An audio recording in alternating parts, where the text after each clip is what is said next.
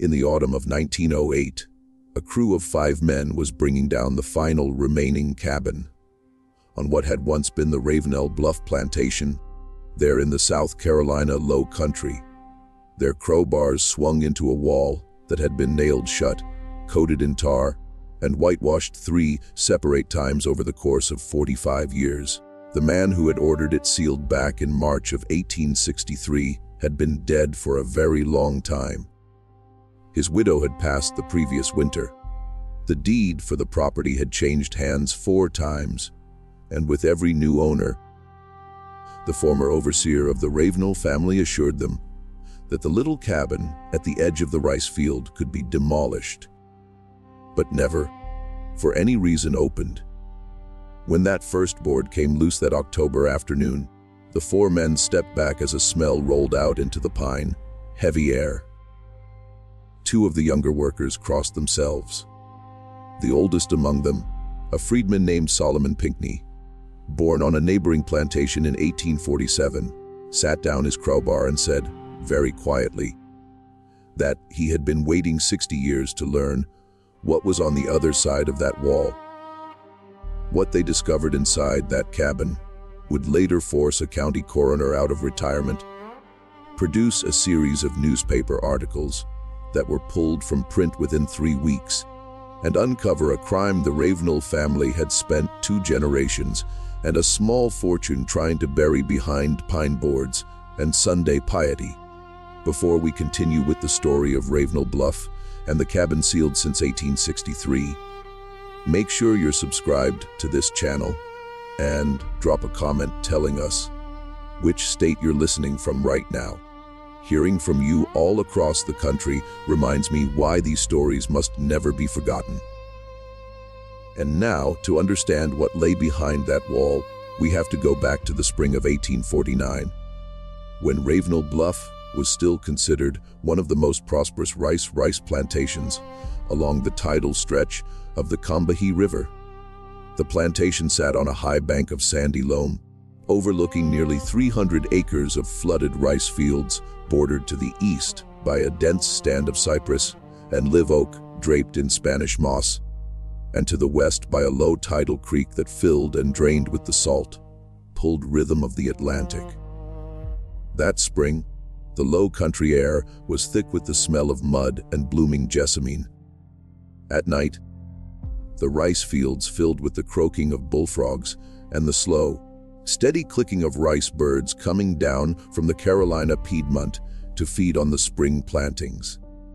To the north, the Combahee River moved between its banks of blackwater and tangled palmetto, its surface broken every few yards by the log, like still shapes of alligators sunning themselves in the long afternoon light. In the geography of the Antebellum South, this was one of the richest stretches of land in the Republic. A single acre of Combahee rice, at the price it commanded in the Charleston markets of 1849, was worth more than most free white farmers in the upcountry earned in a year. The main house was a 2-story Greek Revival structure, painted that particular shade of white that only the very wealthy could afford to maintain in that humid climate. Its columns were carved from heart pine, and its long verandas were shaded by the same live oaks that had already been old when the first European settlers passed through the region in the 1690s. The interior was furnished with pieces that Augustine Ravenel's grandfather had shipped in from Philadelphia and New Orleans. Mahogany writing desks, a broadwood pianoforte in the front parlor, a sideboard of French walnut carried down from Richmond on a coastal schooner in 1811. The floors were heart pine, the walls plastered and painted the color of old cream. Above the dining room fireplace hung an oil portrait of Augustine's father, Colonel Pierre Ravenel, who had served under General Andrew Jackson at the Battle of New Orleans. He stared down at every family meal with a severity that Augustine Ravenel, as a boy, had found difficult to bear. Behind the main house, arranged in a neat double row along a packed earth lane, stood the plantation's 12 slave cabins. These were small structures of rough, cut cypress plank, roofed with hand-split shingles, each one housing between 4 and 8 human beings who, under the laws of South Carolina in that year, were considered the personal property of Mr. Augustine Ravenel. The cabins had packed earth floors, a single hearth at one end, and small unglazed windows covered at night with oiled cloth. In summer, they were thick with the smell of sweat and smoke, and the resinous breath of the pine forest beyond the fence. In winter, they were cold enough that the children slept 3 to a pallet for warmth. Between the cabins and the main house ran an invisible line that every person on the plantation understood without ever needing it explained. One side of that line was the world of the Ravenel family, the world of ledger books, Sunday dinners, and letters written on cream-laid paper. The other side was the world of work and survival, and the long memory of a people who had been brought to that place from a continent most of them had never seen and would never see again. Augustine Ravenel was 46 years old in the spring of 1849.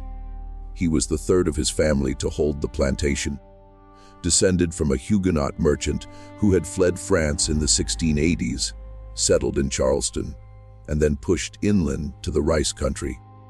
Augustine was a tall, narrow-shouldered man with sand-colored hair going gray at the temples, and a habit, noted by every neighbor who ever had supper at his table, of chewing the inside of his cheek when displeased. His wife, Henrietta Bonneau Ravenel, was 7 years his junior, educated in the French manner at a finishing school in Charleston, and known among the wives of the low country gentry for her fierce adherence to the proprieties of her class. They had 3 children, a daughter, Clotilda, who was 12 that spring, a son, Augustine Jr., who was 9, and a younger boy, Lawrence, who was 4. By the census of that year, the plantation held 47 enslaved people. Among them was a man named Ezekiel, the head driver of the field hands, born on the plantation in 1809. His father before him had been brought in chains from the windward coast of Africa in 1787. Ezekiel knew every inch of the rice fields, every working of the trunk gates that controlled the tidal flow, every name of every person who lived in the cabins, and the unspoken hierarchy of the enslaved community. He was the man to whom the others turned when a child fell ill or when a dispute needed settling without the involvement of the overseer. He was 40 years old in the spring of 1849, a broad-shouldered man with hands so calloused he had lost most of the feeling in his fingertips, and he moved through the world with the careful patience of someone who had learned very young never to waste emotion or a word. There was a woman named Clarissa who ran the kitchen and was considered by Henrietta Ravenel to be indispensable. Clarissa was 52 that spring. She had been a girl of 8 when she was bought by Colonel Pierre Ravenel at the Charleston market in 1805, separated on that same afternoon from her mother, whose name she could no longer remember by the time she reached middle age. Over the decades, Clarissa had made herself the most skilled cook in the parish. Her shrimp purlieu was famous from Beaufort to Charleston. She baked Ben wafers that Henrietta served to the visiting wives of state senators. She knew every herb that grew in the kitchen garden, every remedy for a child's fever, every measure of every ingredient in every recipe she had ever learned. And she also knew how to listen. The kitchen was where the main house and the quarters met, and Clarissa had spent 44 years of her life standing at that intersection, hearing everything that passed between the two worlds and remembering it. And there was a young woman named Delia, 18 years old that spring, whose mother had died of the fever the year before. Delia had been assigned to the main house as nursery maid to the youngest Ravenel child. She was tall for a woman of her time, with high cheekbones and dark eyes that seemed older than her years, and a careful stillness about her that her fellow servants had learned to respect. She did not speak unless addressed. She did not laugh where it could be heard. But she sang very softly to the little boy, Lawrence, when she put him to sleep at night. Old songs in a gullah that her grandmother had brought from the sea islands. The child would fall asleep with his hand curled around one of her fingers, as if he had always known her. Dilia's grandmother, whose name had been Bayona, had told her as a child that the songs were older than any of them. Older than the plantations, older than the ships, and that as long as there was a child in the world who could still hear them, they would not die. Dilia had believed her, singing those songs over the cradle of a white child who was not her own was, in some private corner of her mind, the only way she had of keeping her grandmother alive. The Ravenel family did not think about Dilia. They did not think about any of the people who served them. The machinery of the plantation was simply there. The way the tide was there, the way the heat was there, the way God was said to be there. Henrietta Ravenel recognized her house, slaves by face and by function, but she could not have told you the name of a single field hand. Augustine kept better records, but only because records were money.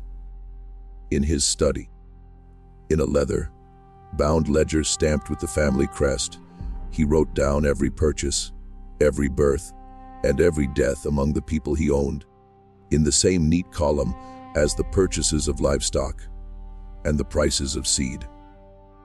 There was no difference in the architecture of his mind between the two, and on a plantation of 47 souls, one young woman in a cotton head wrap who sang to the baby was less visible than the furniture she dusted every morning. The politics of the Low Country in 1849 were already beginning to tighten around the edges of this world. In the Charleston newspapers delivered to Ravenel Bluff by Crier every Wednesday, Augustine read with increasing frequency about abolitionist agitation in the North, about the debates over slavery in the new Western territories, about the fury of Senator Calhoun, and the nervous calculations of the great cotton planters. The nullification crisis of the 1830s was still a recent memory. The Mexican War had just ended. The Compromise of 1850 was a year away. Augustine Ravenel, like most of his class, believed with a conviction that admitted no argument that the Southern way of life was divinely sanctioned and economically necessary, and he was prepared, if necessary, to defend it. He did not yet know that within 12 years his country would split in two over the precise question of whether he should be permitted to continue to own the woman who dusted his desk.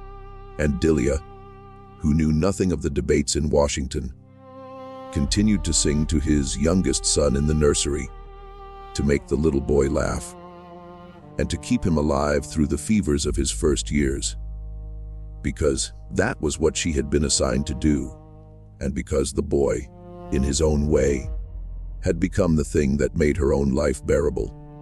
This was the ordinary world of Ravenel Bluff in the spring of 1849, a world of rice and rhetoric, of mint juleps on the veranda and Sunday sermons at the parish church in Beaufort District, of neat ledger books in Augustine's study recording every bushel, every birth, and every purchase, both of livestock and of people. It was a world that its inhabitants believed would last forever. It was a world that was about to crack open along a seam no one in the main house had yet seen. The crack began in the summer of 1852, when Augustine Ravenel's youngest son, Lawrence, died of yellow fever. He was 7 years old. The fever came that summer to Beaufort District, in one of the worst outbreaks the region had seen since the epidemic of 1817.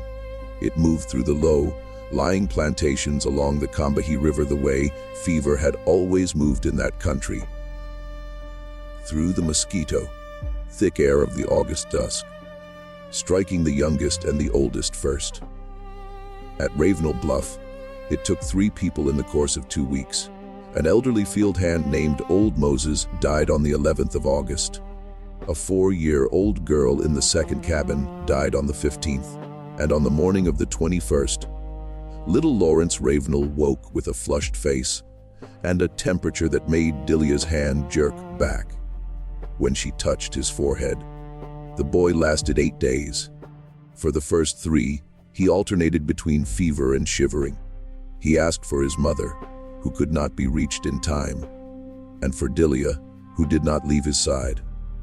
By the 5th day, the disease had entered its second phase, the yellowing of his eyes, the retching of black matter that gave yellow fever its old name, Vihu Mito Negro. Delia, now 21 years old, held him through each convulsion with a steadiness that the household physician, Dr. Franklin Lazard, later described in a letter to Henrietta Ravenel as remarkable. When Lawrence could no longer speak, Delia held his hand and sang to him the same song she had sung when he was an infant. She sang about the river that ran to the sea. She sang about the woman who became a bird. She sang until her voice gave out, and then she hummed, and then she simply held him. Henrietta Ravenel was in Charleston when the child died, visiting her sister.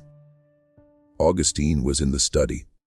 It was Delia who closed the boy's eyes, who washed his small body with rose water, who wrapped him in the linen set aside for the purpose, and who did not cry in front of the physician because she knew that no one in the main house would ask her to.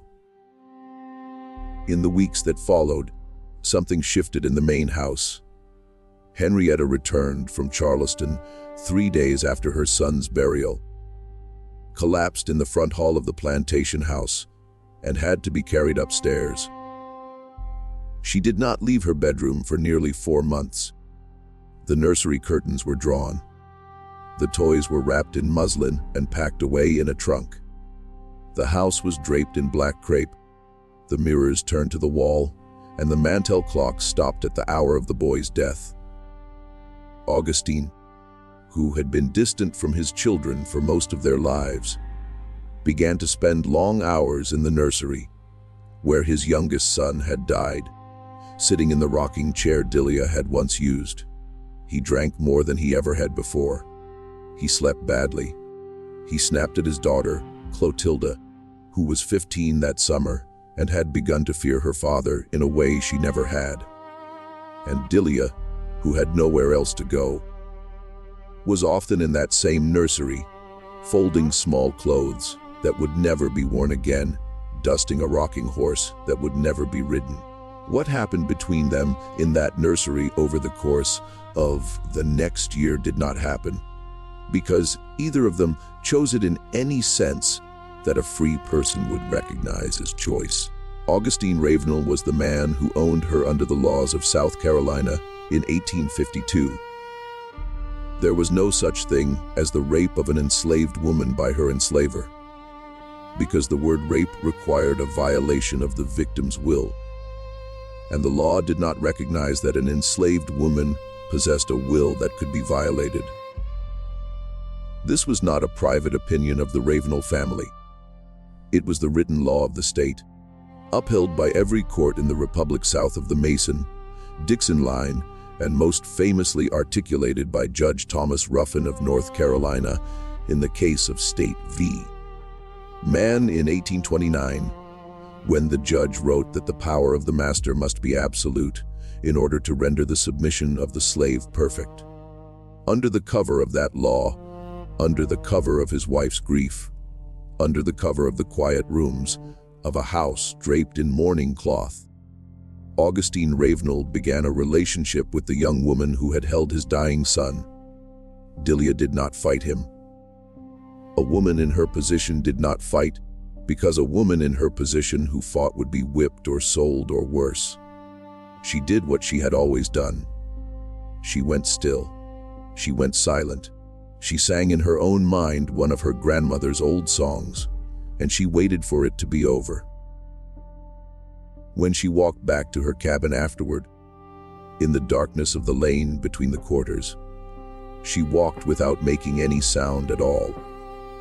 She had learned by the age of 22 that the body could be separated from the self if you were careful. If you were very careful. And if you kept singing. In the autumn of 1853, Delia was pregnant. She was 22 years old. She told no one. The other women in the cabin saw the shape of her body changing under her apron and knew. The way women have always known. Clarissa, who ran the kitchen, took her aside one evening behind the smokehouse and asked whose it was. Delia did not answer. She did not have to. Clarissa had lived on Ravenel Bluff for 31 years.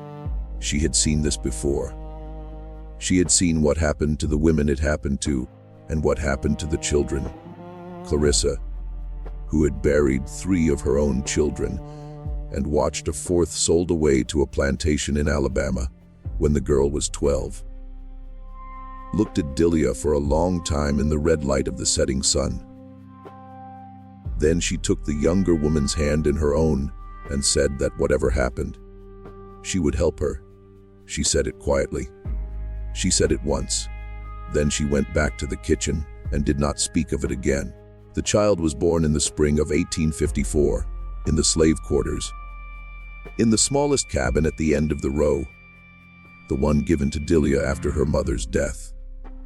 The midwife was an elderly woman named Grace, who had delivered more than 100 babies on that plantation and the surrounding ones over her long life. The labor was long. Delia made almost no sound. When the child came at last, just before dawn on a morning in early April, he came quietly with his eyes open, looking at the lantern as if he had been expecting it. It was a boy.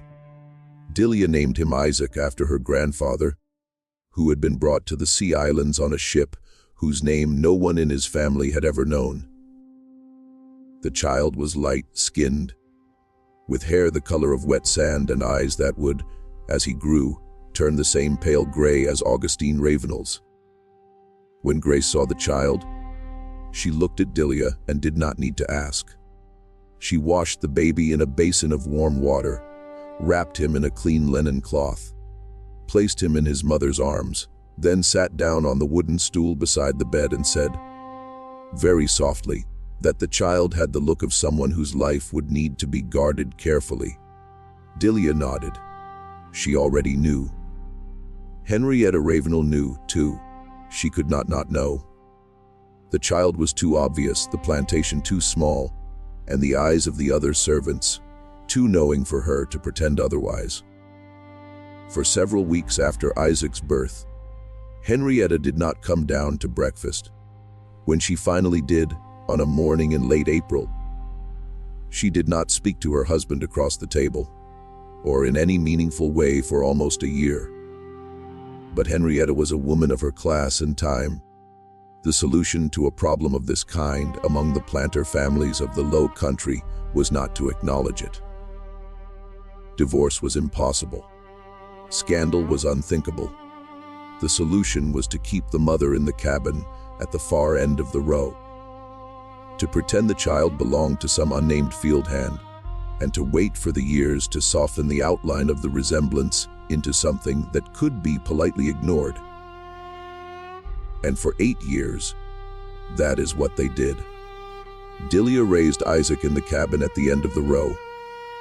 Augustine continued, intermittently and in a pattern only Delia and Clarissa would have recognized, to visit her.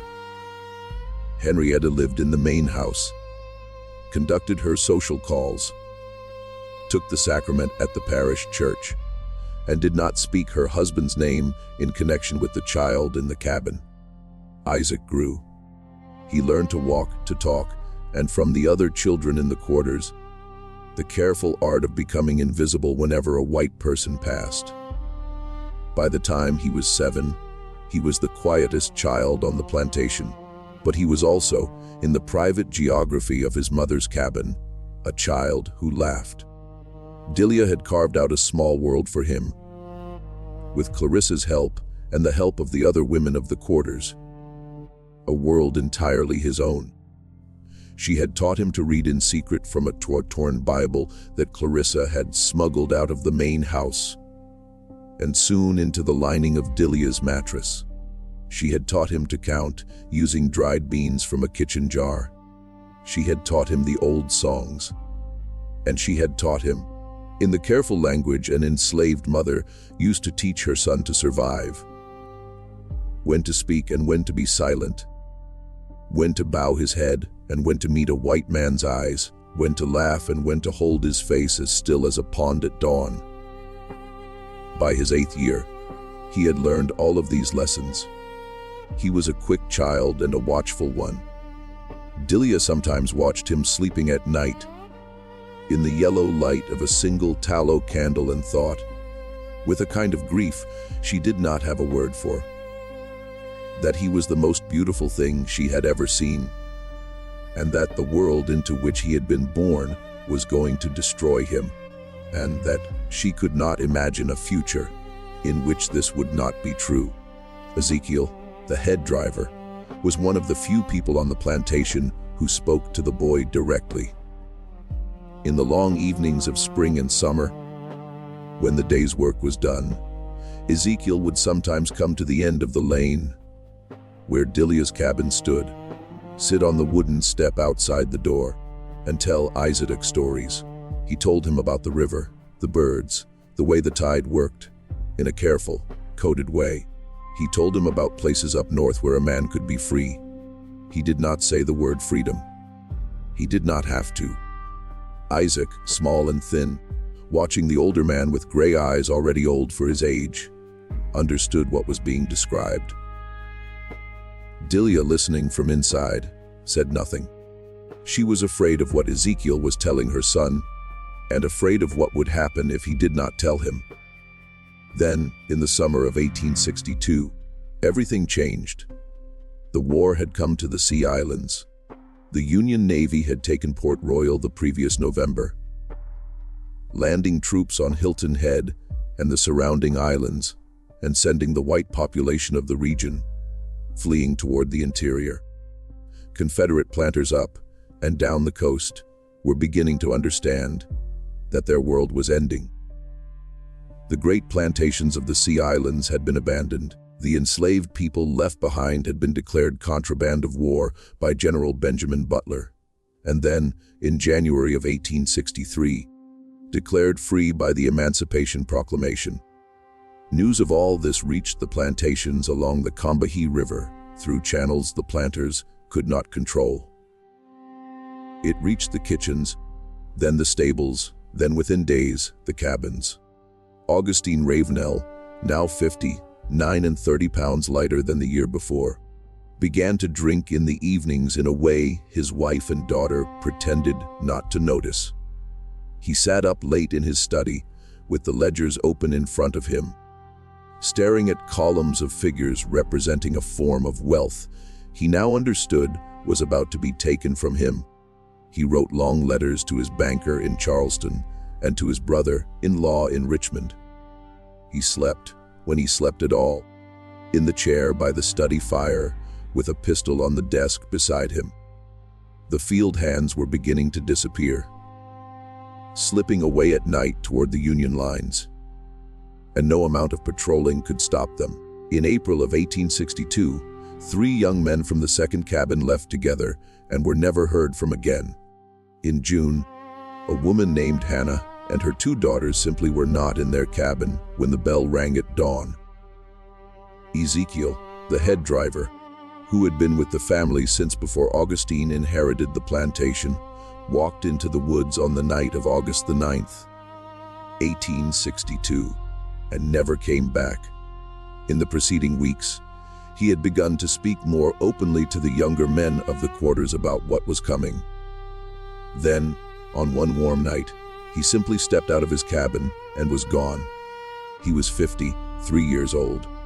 He left behind a wife named Chloe, who would eventually find him again in the fall of 1864 at a contraband camp outside Beaufort, and who would die in his arms of pneumonia in the winter of 1867, a free woman on free land.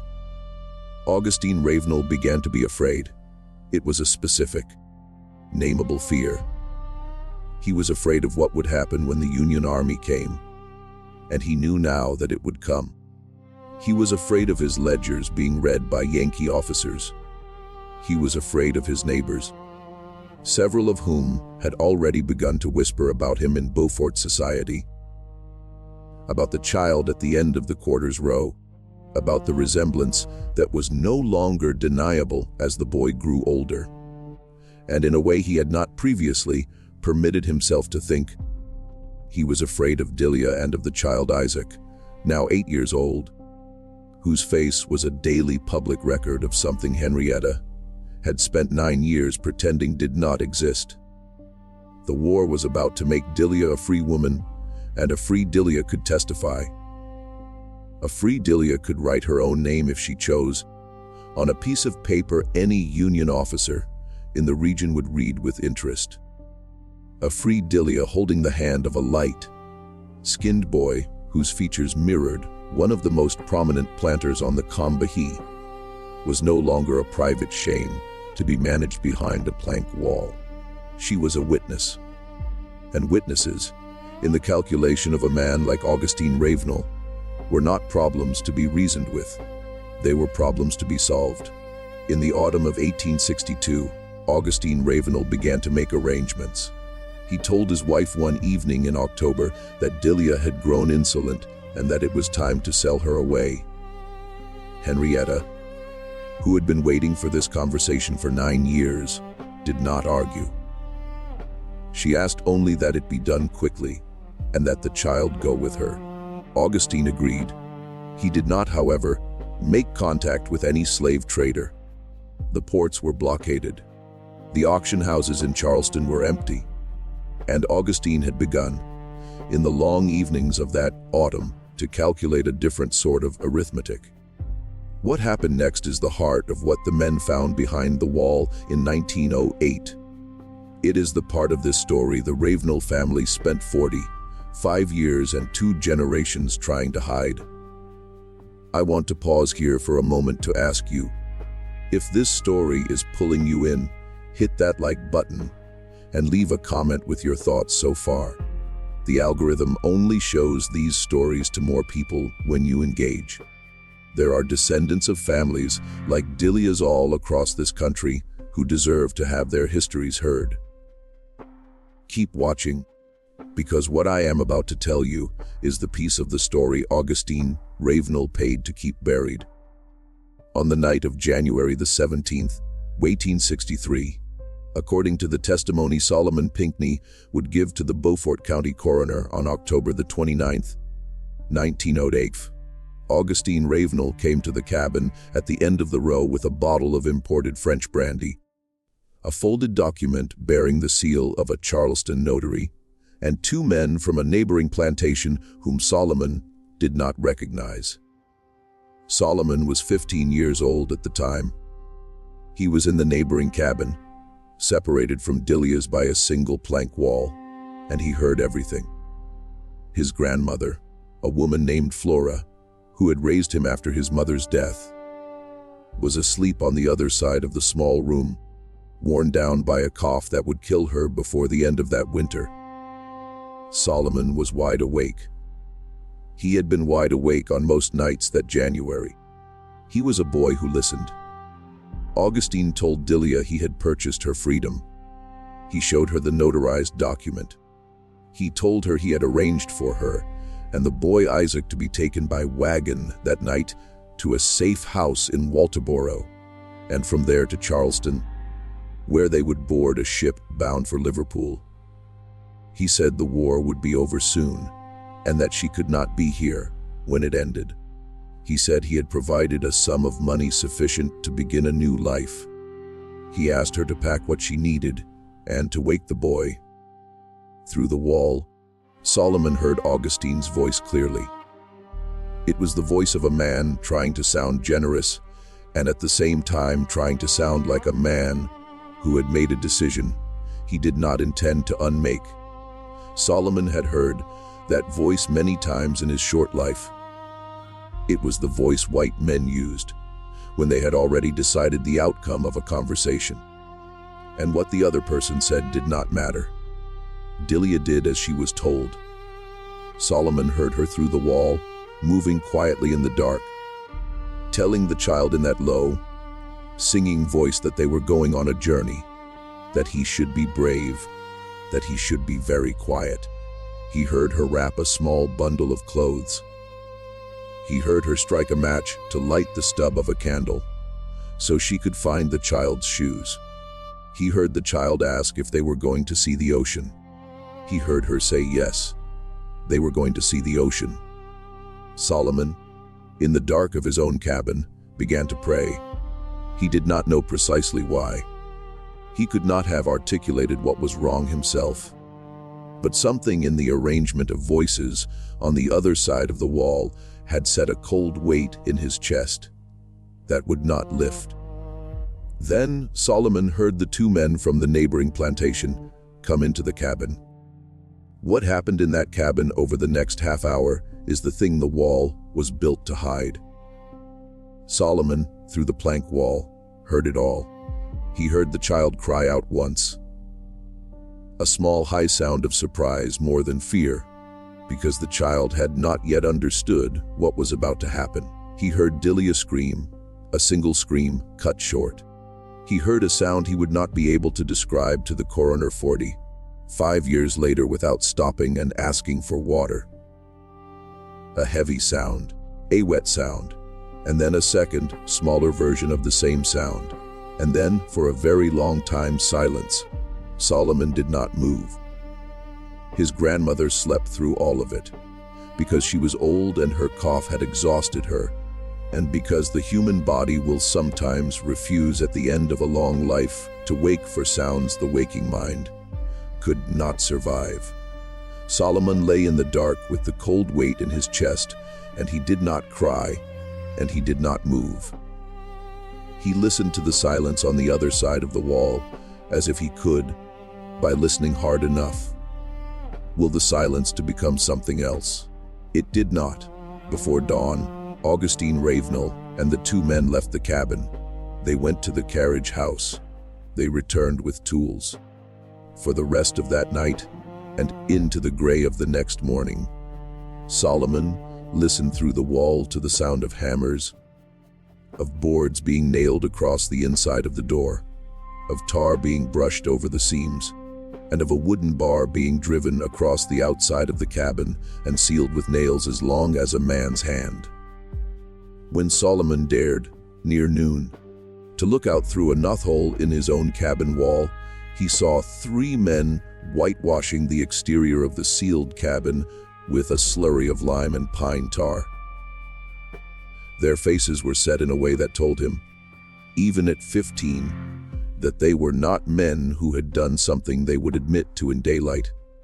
Augustine Ravenel told the remaining enslaved people on the plantation that Delia and her boy had been sold in the night to a trader bound for Cuba. He said the cabin had been sealed because of fever. He said no one was to go near it.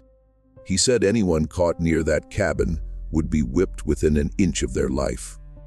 And then, because the war was coming and there was no time for sentiment, he moved on.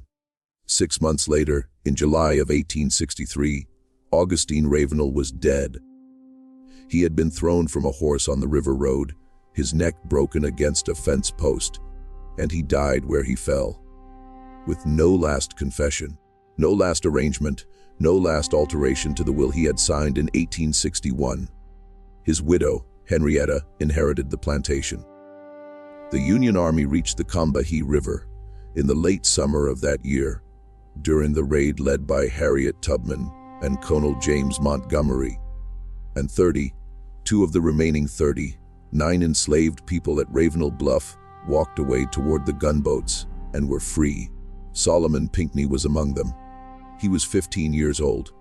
For the next 45 years, the sealed cabin at the end of the row stood where Augustine Ravenel had left it. Henrietta Ravenel, who lived until the winter of 1907, never spoke of it. Her surviving children, Clotilda and Augustine Jr., grew up knowing only that their father had ordered the cabin sealed because of fever. and that it was not to be touched. When Clotilda married a Charleston physician in 1868 and moved away, she did not look back at it. When Augustine Gender inherited the plantation in his mother's last years, he did not look at it either. The cabin was whitewashed a second time in 1881 during a general repainting of the outbuildings, and a third time in 1899 when the plantation was first put up for sale. Each time, the workmen were told by the estate's overseer, an old man named Claiborne Huger, who had served the Ravenels since before the war, that the cabin was to be painted over, but never opened. Claiborne Huger died in 1906. He took what he knew with him. Decades passed. The fields grew up in pine saplings and broom sedge. The main house, which had been grand in 1849, settled and sagged on its foundations. By 1908, the plantation had been sold twice and was in the hands of a timber company out of Savannah that had no use for it except to harvest the last of the live oak and pine and then subdivide the rest for small farms.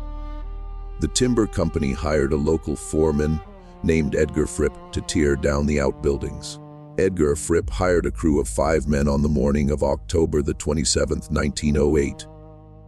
That crew came down the old packed earth lane between the rows of collapsed cabins and arrived at the one at the end of the row, the one that had been whitewashed 3 times, the one that stood slightly apart from the others, the one no one in Beaufort County could remember ever having seen opened. Edgar Fripp, a practical man not given to superstition, told his crew to knock it down. He did not know about the wall built on the inside of the cabin. He thought it was just another slave cabin, dozens of which stood on dozens of abandoned plantations up and down the coast, and that it would come down in 20 minutes. Just when we thought we understood the story of Ravenel Bluff, the horror sealed inside that cabin is about to come out into the daylight for the first time in 45 years. If this story is giving you chills, share this video with a friend who loves dark American history. Hit that like button to support the channel and subscribe so you never miss a story like this one. What Edgar Fripp's crew was about to find will change everything. The first blow of the crowbar against the outer wall of the cabin came down just after 11 o'clock in the morning. The plank splintered easily. The wood was old, cypress cut from the river bottom 60 years before, and it gave way with the dry crack of something that had been waiting a long time to fall. The second blow took down a second board. The third exposed what at first seemed to be a second wall, perhaps 18 inches behind the first, nailed up from the inside with boards of the same cypress plank, the seams sealed with black tar that had hardened to the consistency of stone. The men paused. They had all seen the outside of the cabin whitewashed 3 times over, but none of them had expected a second wall. Edgar Fripp stepped forward and ran his hand along the inner wall. He pulled back his fingers, smelled them, then looked at Solomon Pinckney, the oldest man on the crew and the only one among them who had been alive in 1863. The younger workers, who had started the morning joking among themselves about how quickly the job would go, had fallen completely silent. One of them, a man named Jessup, took off his hat and began to turn it slowly in his hands. Another, the youngest, a boy of 19 named Caleb, took several steps back from the cabin without seeming to be aware he was doing it. The autumn light fell slant through the pines. Somewhere in the distance, a mourning dove called 3 times and stopped. Solomon, who had been waiting for this moment for 45 years, said nothing. He took the crowbar from the younger man nearest him, walked up to the inner wall, set the bar against the seam between 2 boards, and pulled. His hands, which had grown old on their own schedule, were shaking. He had to set the bar a second time before he could get leverage. When the board finally came loose, It came away with a long tearing sound, like cloth being torn in half. The smell that came out was not the smell of fever. It was not the smell of any illness Edgar Fripp had encountered in his 41 years. It was the dry, dusty, faintly sweet smell of something that had been sealed in darkness for nearly half a century, and it carried the particular and unmistakable weight of the human dead. It was, Edgar Fripp would later say in an interview that was never published, a smell a man could recognize even if he had never smelled it before, because some part of the human mind knew it the way the body knew hunger or thirst. Solomon Pinckney, who had smelled it before in the hospitals of the war years, took 2 steps back from the opening and sat down on a fallen log. His face had gone gray. Edgar Fripp ordered the crew to stop. He sent the youngest worker, Caleb, running on foot 2 miles through the pine woods to the nearest telephone at the general store in Green Pond, with instructions to call the Beaufort County Sheriff and the county coroner. Then Edgar Fripp, Solomon Pinckney, and the 3 remaining men sat down on the ground 20 feet from the cabin and waited. No one spoke. Solomon Pinckney, according to an account given later to a reporter from the Charleston News and Courier, took off his hat, held it in both hands, and did not put it back on for the rest of the afternoon. Jessup, who was a Methodist, prayed quietly under his breath. Edgar Fripp, who was not a religious man, smoked 3 cigarettes in succession and stared at the broken wall of the cabin, as if trying to memorize it. A squirrel ran down the trunk of the nearest pine, saw the men, and scrambled back up without making a sound. The sheriff, whose name was Oscar Hayward, arrived at Ravenel Bluff just after 2:30 in the afternoon, accompanied by the county coroner, a physician named Dr. Rutherford Stewart, who had officially retired from the coroner's office 2 years before, but still served on the most serious cases, because there was no one else in the county with his experience. Dr. Stewart was 68 years old. He was a thin, white-haired man with a clipped manner of speaking and pale eyes that did not miss much. He had been a Confederate Army surgeon at Fredericksburg, at Chickamauga, and through the long, terrible winter of the Siege of Petersburg. He had seen more death than most men could imagine. He approached the broken wall of the cabin with a handkerchief pressed to his nose and mouth, went inside with a kerosene lantern, and came out 11 minutes later with an expression on his face that the sheriff would describe in his written report as the look of a man who had just been shown something he had hoped never to see.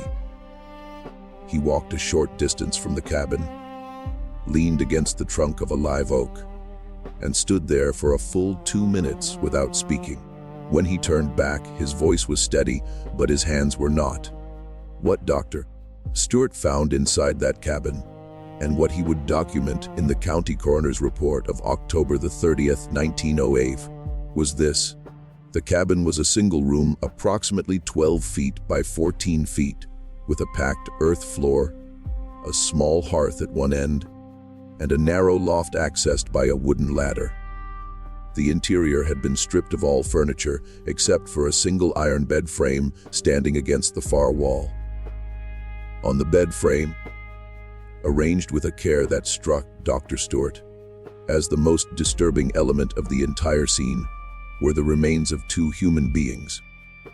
One was an adult female, determined by the dimensions of the pelvis and the development of the skull to have been approximately 18 to 25 years of age at the time of death. The other was a child, male, between 7 and 9 years of age. The remains had been almost entirely mummified by the sealed, dry conditions of the cabin, which had kept out moisture and scavengers for 45 years. The skin had become the color and texture of old parchment. The hair was still attached to the scalps. The clothing, a simple cotton dress on the woman, a linen shirt and wool trousers on the boy, was intact, though faded and brittle.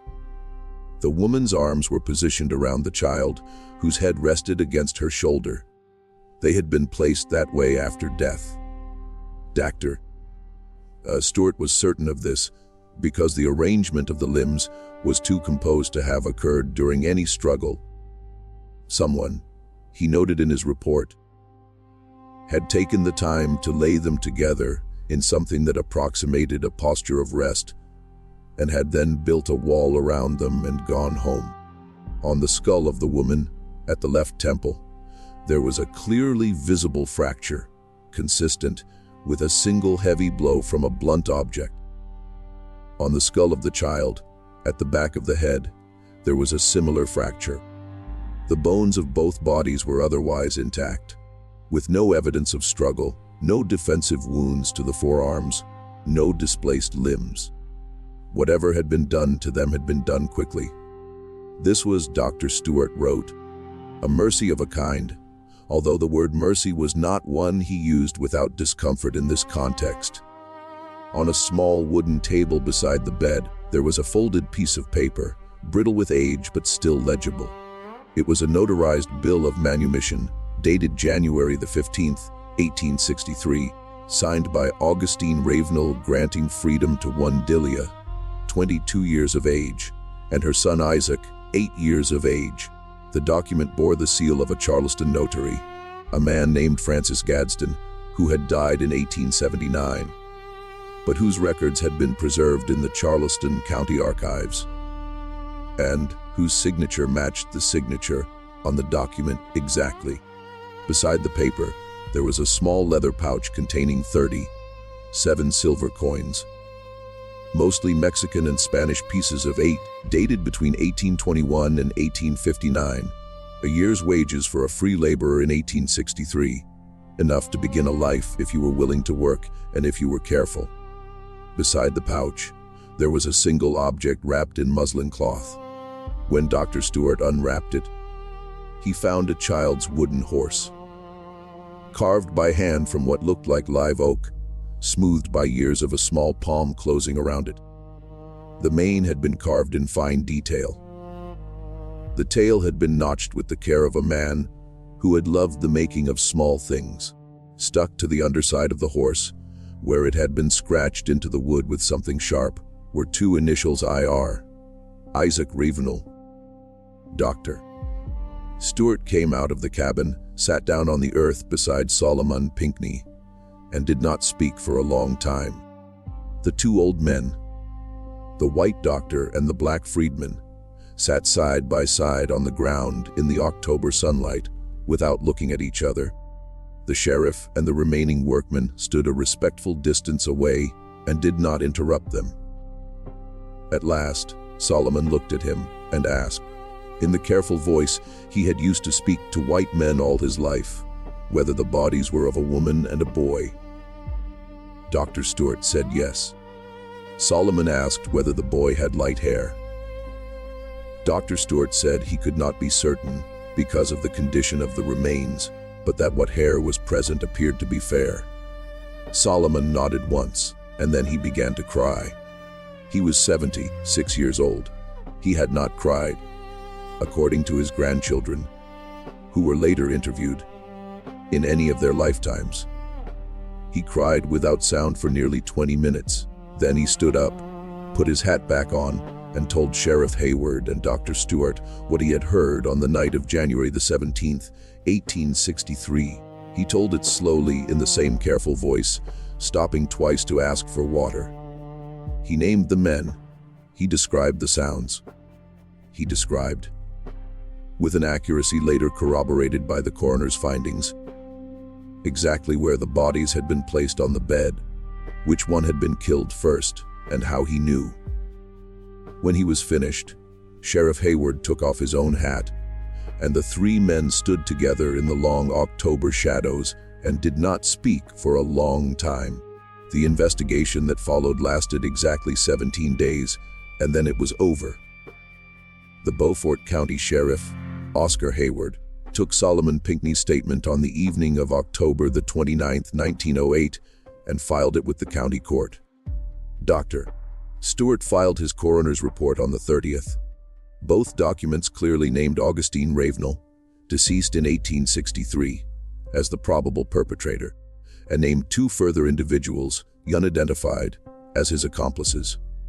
The local paper, the Beaufort Gazette, ran a story on the morning of October the 31st under the headline, "Grim Discovery at Old Ravenel Place," describing the finding of the remains and alluding, in the careful language of 1908 South Carolina, to the possibility that a crime had been committed. The Charleston News and Courier picked up the story on November the 2nd.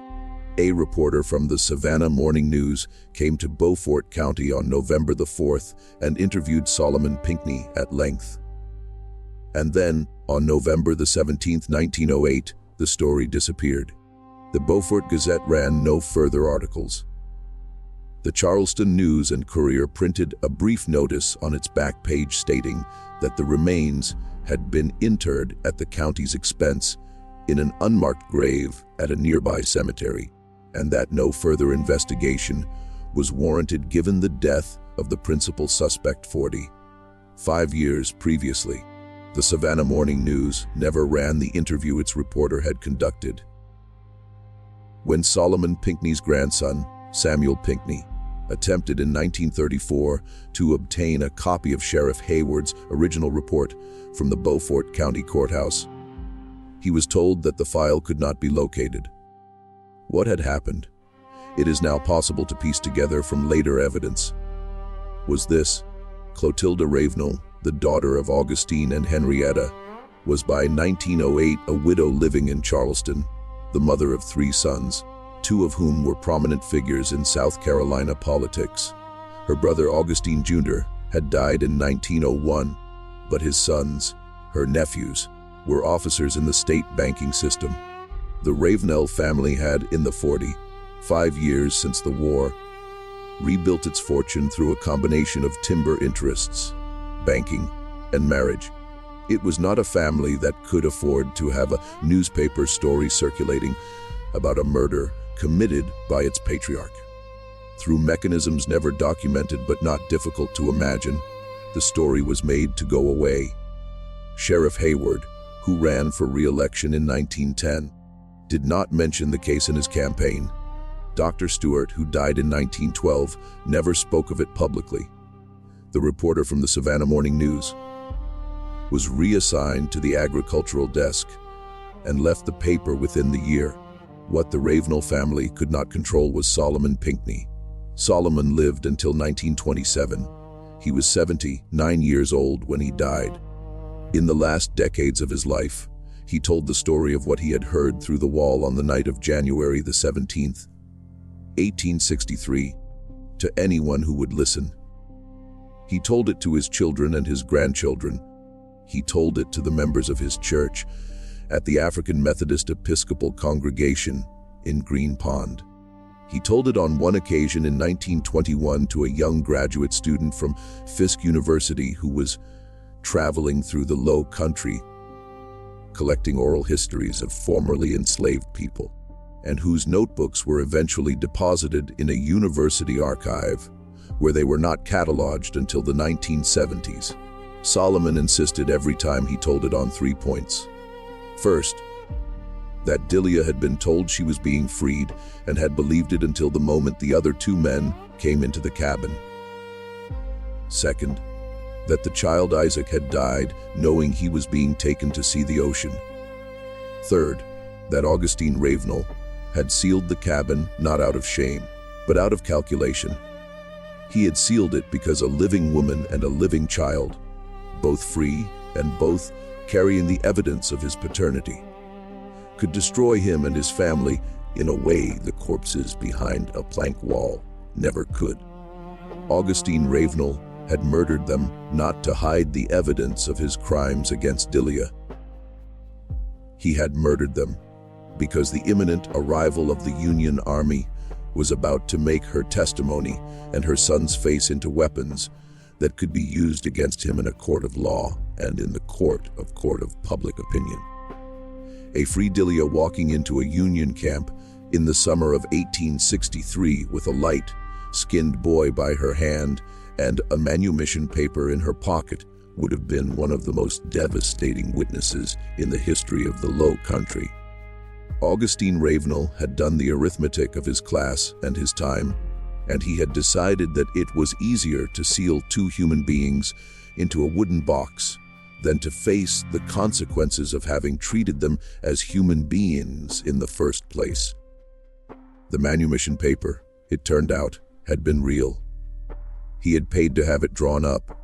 He had gone through the legal motions of freeing them. And then, on the night he had promised them freedom, he had killed them.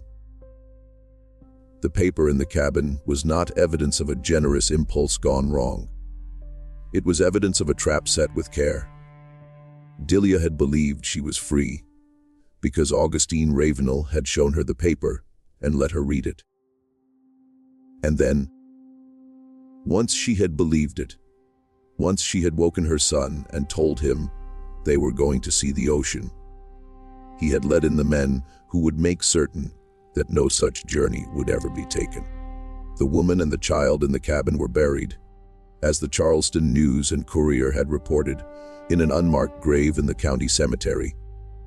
In 1998, the Pinckney family, working with a historical preservation society and a team of forensic archaeologists from the University of South Carolina, located the grave. In 2003, after 5 years of legal wrangling with the county, the remains were disinterred, re-identified through careful comparison with the surviving 1908 coroner's photographs, and reinterred with headstones. The headstones are plain gray granite, each carved with a single name and, for the first time in either of their lives, a date of death. Delia, 1841, January 17, 1863. Isaac, 1854, January 17, 1863. Alongside them is a third stone added by the Pinckney family in 2004, which reads, in simple lettering, they were told they were free. He lied. Solomon Pinckney heard it through the wall and remembered. The Ravenel Bluff property was developed in the 1950s into a planned subdivision of vacation homes. The main house had burned in a lightning storm in 1931 and was never rebuilt. The slave quarters, including the cabin at the end of the row, had been torn down after the 1908 investigation. Their timbers hauled away and burned in a brush pile at the edge of what had been the rice field. There is a historical marker now, placed in 2009 at the turnoff from the old River Road.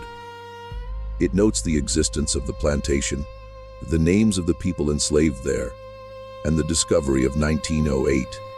It does not name the Ravenel family, but the descendants of Augustine Ravenel still live in Charleston. The bank he helped found still operates under a different name on Broad Street. His great-grandchildren sit on boards of charitable foundations. They give to historical preservation societies. In the last several years, they have been asked to contribute to the maintenance of the cemetery where Delia and Isaac now lie. And they have, to their credit, quietly done so. The money comes through a trust with no family name attached. It was the granddaughter of Clotilda Ravenel, a historian in her 70s who had spent her career studying the Low Country rice economy, who arranged the trust in 2007. She never spoke publicly about the case, but in a letter to the director of the Historical Preservation Society, released with her permission after her death in 2019, she wrote only this: "My great-grandfather built a wall. It was never going to be strong enough. The voices of the people he sealed behind it have been speaking for 150 years. And my family has been listening, whether we admitted it or not. It is past time we answered. There are plantations like Ravenel Bluff up and down the coast of South Carolina and Georgia. Places where the cabins have all been torn down, the fields have grown up in pine, and behind the polite historical markers are stories sealed in darkness by men who thought they could outlast the memory of what they had done. Some of those stories have come out, most have not. The cabin at Ravenel Bluff is only one of them. If the story of Delia and Isaac proves anything, it proves that walls do not hold forever, that the men who build them die, and that the voices they tried to silence have a way of reaching the next generation, and the generation after that. Through the patience of witnesses like Solomon Pinckney, who listened through a plank wall at the age of 15 and carried what he heard for 60 years, until the daylight came. What do you think of this story? Do you believe that every wall eventually falls? Or do you think there are crimes that will stay buried forever? Leave your comment below. If this story moved you, subscribe to the channel. Hit the notification bell and share it with someone who understands that American history is not only what was written in the ledgers, but also what was whispered through the walls. See you in the next one.